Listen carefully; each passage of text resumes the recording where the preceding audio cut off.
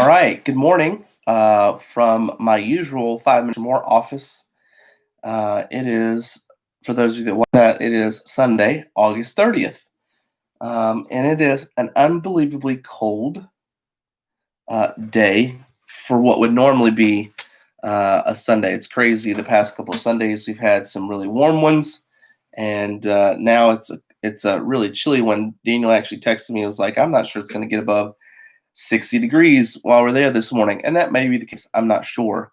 But I'm going to give you all just a few minutes to get on. I can kind of see the numbers of people that are watching. Let me know if you're here. I can see we have at least 7 or 8 viewers on YouTube, a couple folks on Facebook.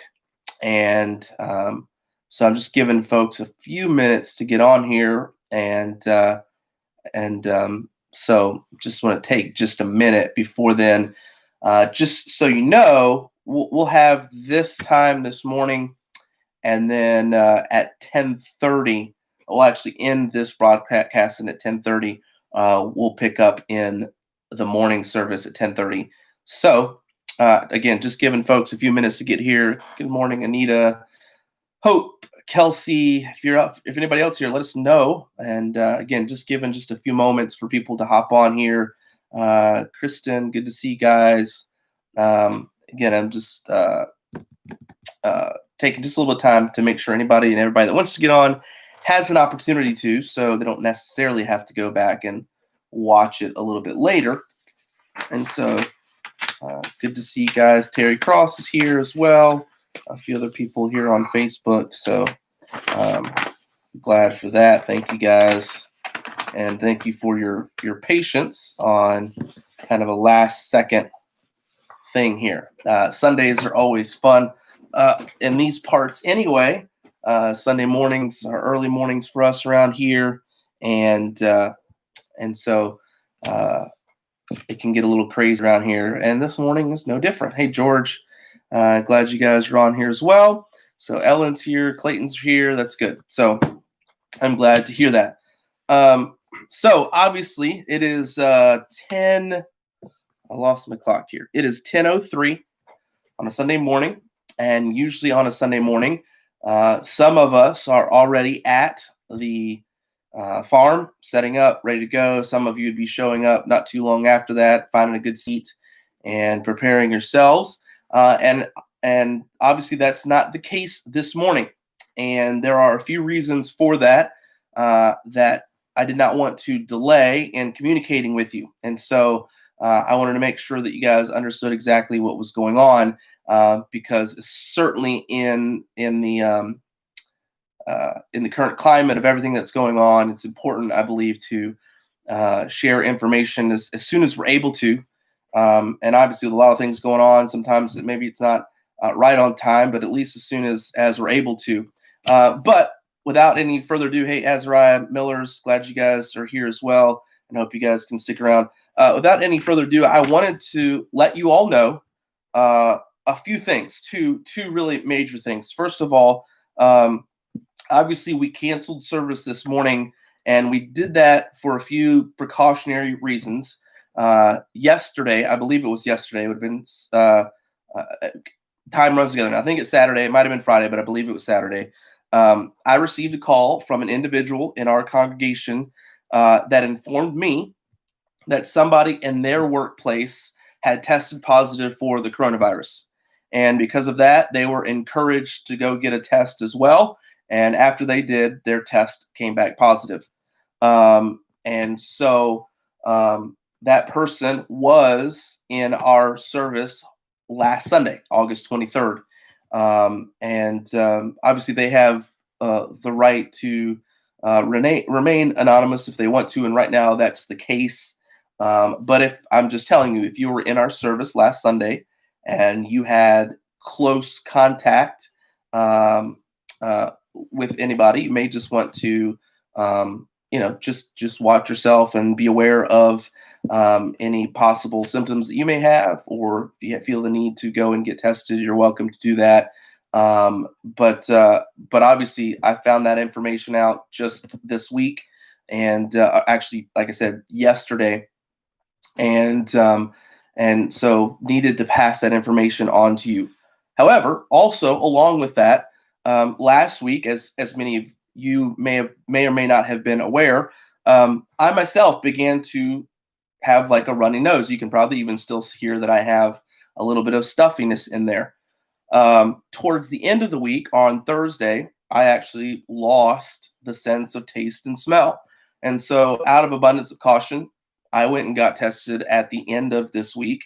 And just this morning, literally this morning, I got my test results back and I came back positive.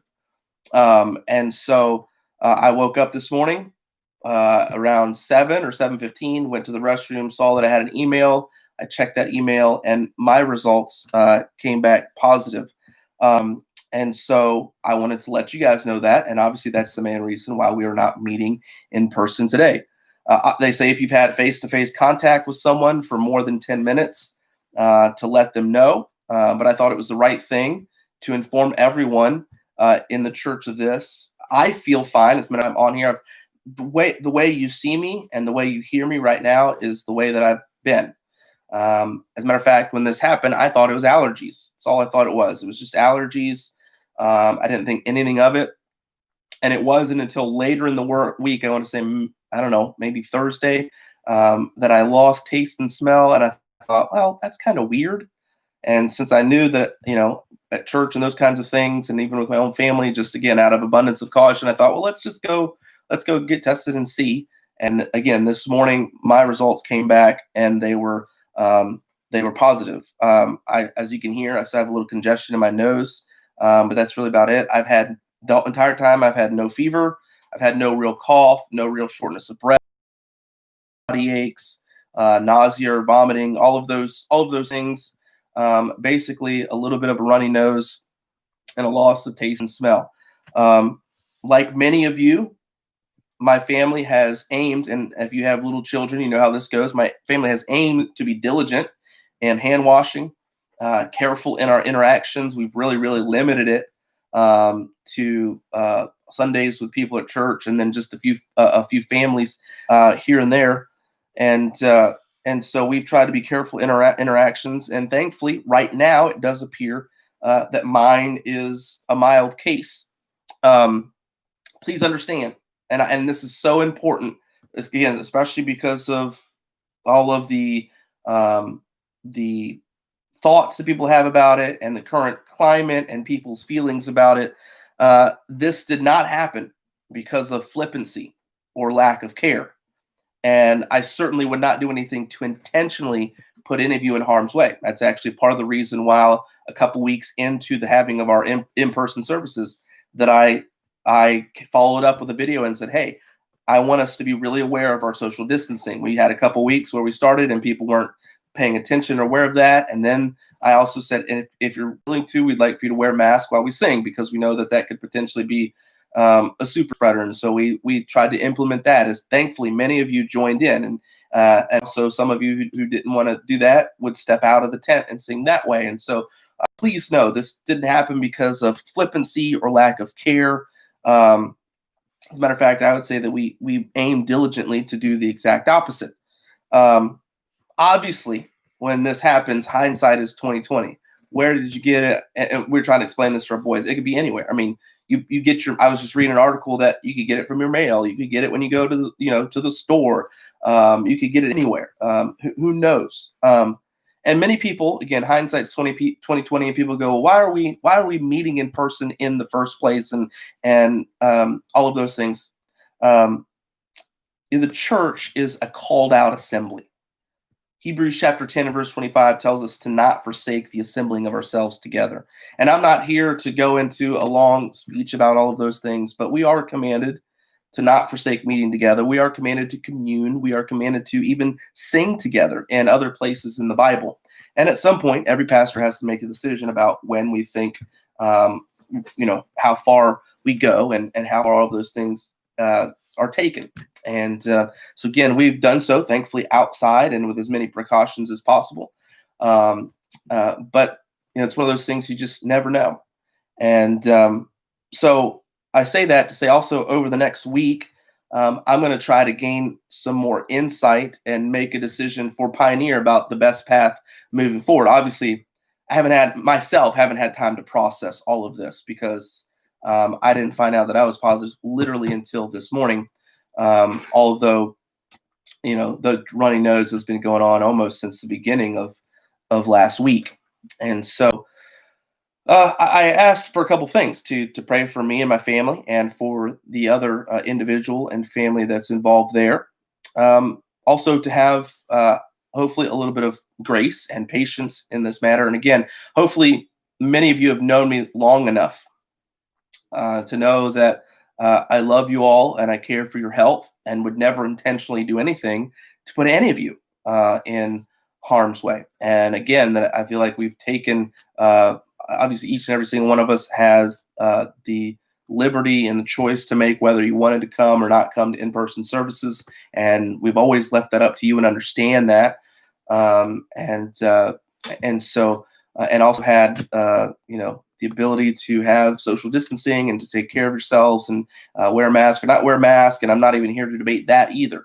But I just want you to know, for me, like, this did not happen because of lack of care or anything like that, or flippancy. Obviously, we love you all and want you all to be around for as long as possible. That's also the reason why, as soon as I found out this morning at 7:15, I actually texted Daniel and I said, if you're up, I need to talk to you as soon as you can. We need to kind of figure some things out for this morning. And so that's certainly, obviously, we canceled this morning, and got to figure out a few other things for the weeks to come. And we'll let you guys know that as soon as possible. Obviously, it's 10:12 right now. And I'm going to end this stream here in just a little bit and start our 10:30 service in just a little bit. It'll just be a preaching service. Obviously, we had some good, actually was really excited. I had a cool illustration plan, some special music plan, and all of those kinds of things that just going to have to wait for another day. But we do have a little bit of time between now and 10:30.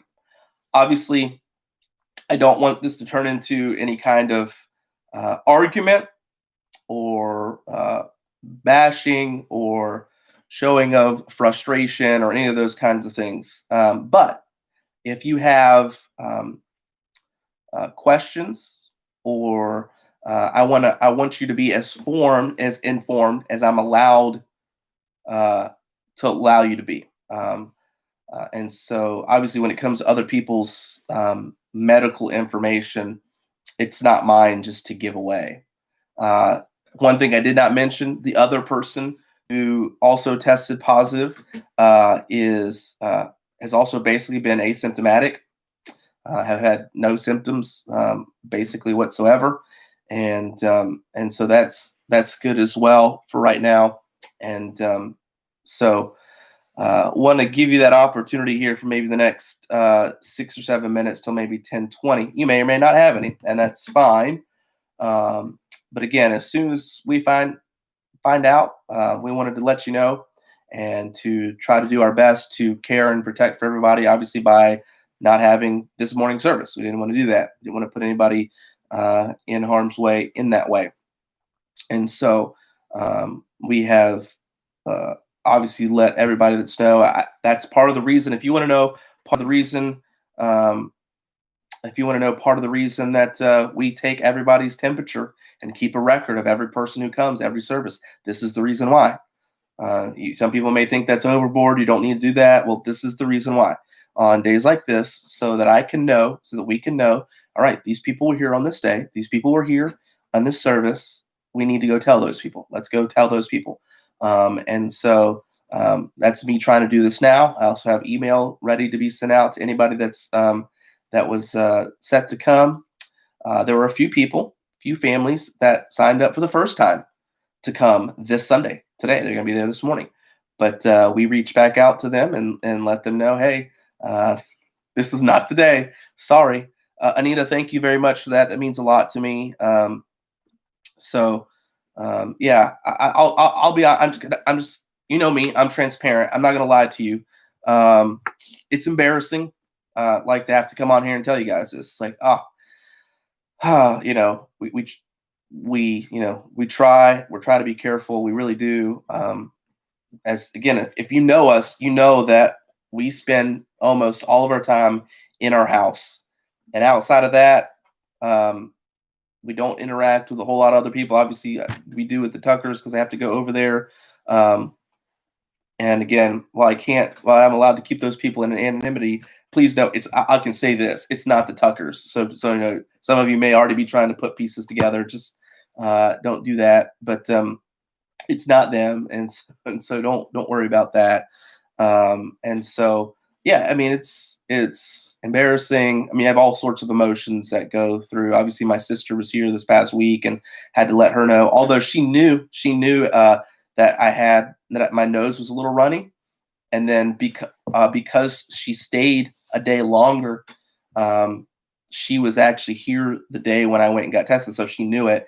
And she's been with me all week, and she's like, I don't think you would have it either, but yeah, it makes sense, especially since the church and everything, just to go ahead and get tested. She's like, yeah, I totally get it. I would go do that too, and just those kinds of things. And so, um, I had to let her know and feel bad that she was, not only like that. I mean, she was in our house, and that kind of stuff. And so, but yeah, we appreciate your prayers and your care in that. And again, we love you guys and pray for you, and want to keep you guys as safe as we possibly can. Um, so, trying to think here. Yeah, any other questions or anything like that? You're welcome to shoot them our way. Sometimes Facebook is a little bit late on giving out those notifications, but again, we said the Claytons are here and saying hi, Ellen as well, the McLeods, Hope. Um, so appreciate that, guys. Again, many of you that are sending messages on YouTube, I really do appreciate that and your understanding. I think the hardest thing is for me is when you care so much for people. I don't want you to think that we were being foolish or careless in any way. And so that's my biggest fear. My biggest fear is that you guys would conjure up things that aren't true in your mind about me or the church or anything else. So I've said this before, and I can't go into all the details, and I'm almost be done. I'll almost be finished here. I told you all about a year ago, and I've said this multiple times. It has been said that if a young church plant, can make it through its first 5 years, that its ability to survive and thrive long term will grow. Many of you probably remember this at our 4th anniversary service. At our 4th anniversary service, I was not trying to be depressing. I was not trying to be harsh, but I did let you know that I fully expected for this year to possibly be one of the hardest ones we've ever had. And that has proven to be true. And while I'm sure everything that's going on is not Satan's personal attack on me or our church, it has had an effect on us. From coronavirus to the social unrest and social justice and all of those things that are going on, to possible vision about politics, now to again, I can't go into all the details, but there have been quite a few things over the last month from a lot of sickness within the church, things that people have asked to be kept as an unspoken, and struggles that people have had, legitimate and real, that we need to pray for. And I just want you to know, obviously this sickness is a sickness, but I also know that the devil will use any and every tool he can to depress us, to defeat us, to harm us, to stop the forward movement of any work of God, large or small. And the best weapon we have right now in this fight is prayer. And I ask that for myself, for my family, for the others involved, and for each other. I think it's hard for us to be frustrated or mad at other people who we're praying for. And so I think of all the things we ought to do is let's pray diligently for one another, like legitimately. Let's start a prayer list, and you pray for people by name in this church and for Pioneer, that God will use even these next couple months in 2020 for His honor and for His glory. Um, like a lot of other things in life, these harsh moments can either make you bitter or they can make you better. They can grow us as believers or they can defeat us as believers. And I'm speaking to myself um, and to you. And so I ask for you again, even in these difficult moments, to hang in there with us, to place our trust in the Lord and in His providential care. And please know of our love and concern for you. And so we just want to make you aware of that. Again, it's 10:21. I'm going to end this here in just a minute, and then jump back on in about 8 or 9 minutes to share a message from God's Word with you that I've been really excited to share with you last week. And I really, really wish I could have done it in person. But for this week, this is what the Lord wants. And so I just want to let you guys know that. And I'll see you again on a different feed in about 8 or 9 minutes. Thank you guys, and have a good rest of the morning.